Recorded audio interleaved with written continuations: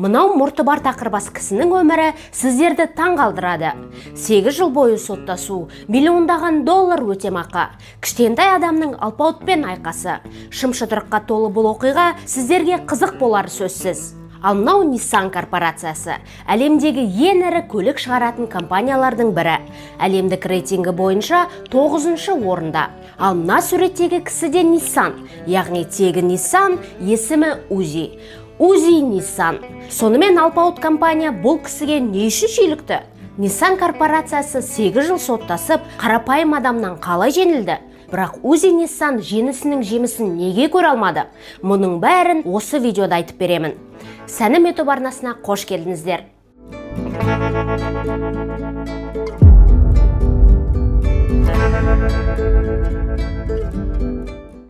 Узи Nissan Израильден ақшқа көшіп келген азамат. Солтүстік Каролина штатындағы Роли қаласында компьютер сататын дүкені бар. Атауы Nissan компьютер. Ал интернет дәуірі басталғанда 1994 жылы nissan.com сайтын ашады. Осылайша 5 жыл бойы интернет дүкені арқылы компьютерлік тауарларды алаңсыз сатып жүреді. Алаңдауға да себеп болған жоқ. Себебі Nissan оның фамилиясы.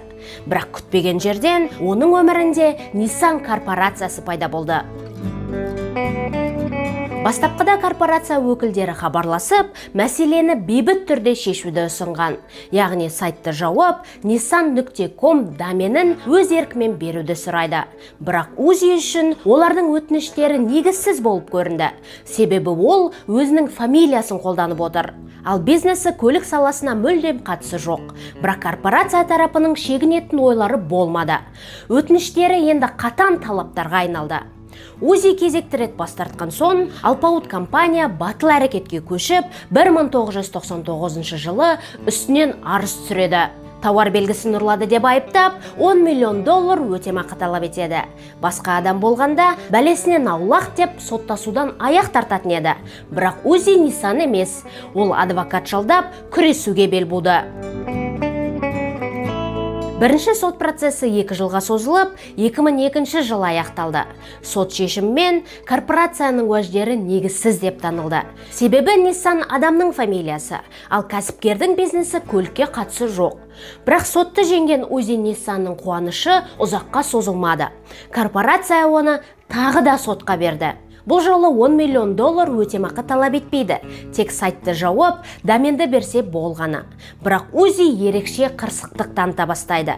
Одан қалса, домен үшін корпорациядан 15 миллион доллар талап еткен.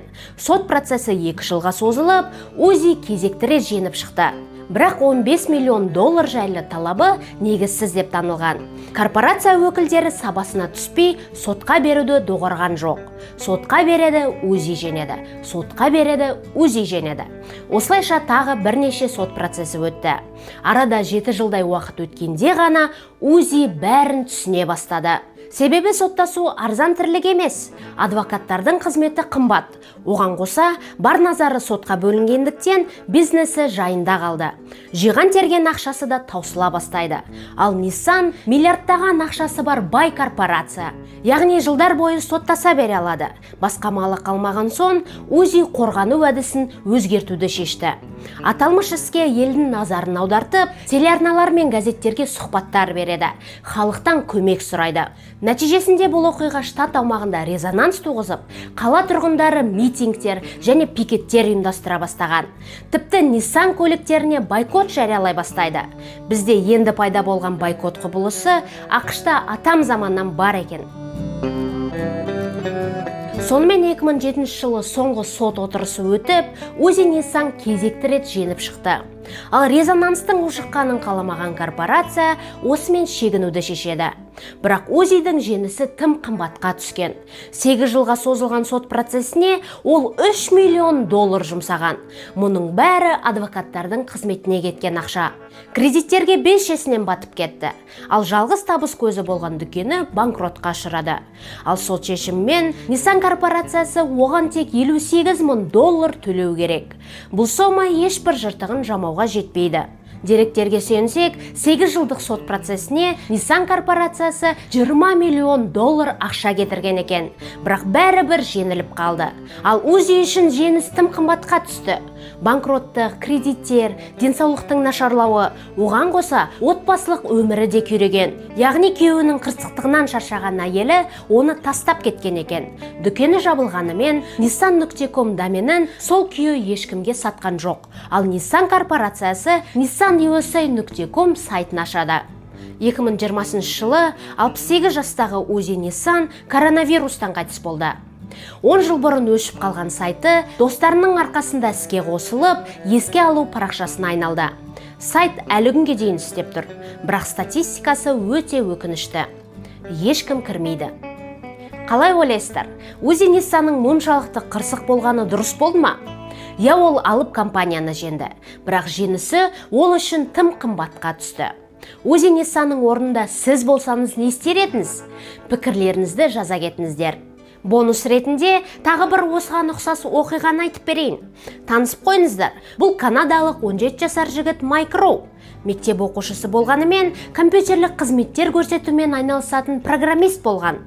Шағын бизнесін дамыту үшін сайт ашады. Сайт атауы microsoft.com. Яғни аты жөні және софт сөзінен құралған. Үндестік жағынан әлемге әйгілі алпауыт Microsoftқа ұқсайды. Бірнеше айдан кейін Microsoft'тың заңгерлері хабарласып, сайтты жабуды және домен атауын $10 беруін талап ете бастайды. Micro домен атауын беруге келісті, бірақ $10 емес, $10,000. Алып компания үшін бұл негізсіз сома болып көрінген сияқты. Олар сотпен қорқытуға көшкен соң, Micro амалсыздан талаптарын орындауға мәжбүр болды. Есесіне, Microsoft оған Xbox ойын приставкасын сыйға тартты. Сондай-ақ, жанұясымен бірге Microsoft кеңсесін шарлап көру мүмкіндігін алды. Micro'дың одан кейінгі өмірі белгісіз, себебі әлеуметтік желілерді жүргізбейді, сұхбаттар бермейді. Ал қазір microsoft.com доменін терсеңіз, Microsoft'тың ресми сайтына тап боласыз. Солай, келесі видеоны өткізіп алмас үшін арнаға жазылып қоюды ұмытпаңыздар. Кездескенше!